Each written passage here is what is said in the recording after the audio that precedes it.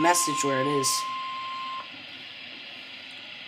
The National Weather Service in Mount Holly, New Jersey has This is issued in a New severe Jersey. thunderstorm warning for southeastern Morris County in northern New Jersey until 9:30 p.m.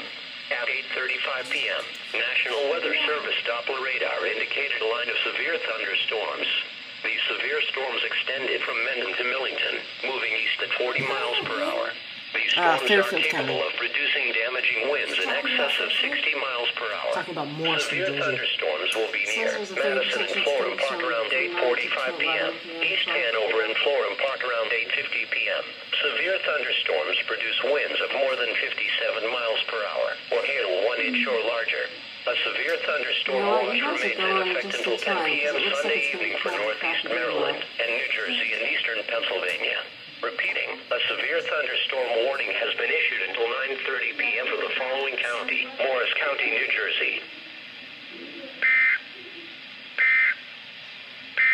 I'm like all into this. Here is a special weather statement for the following.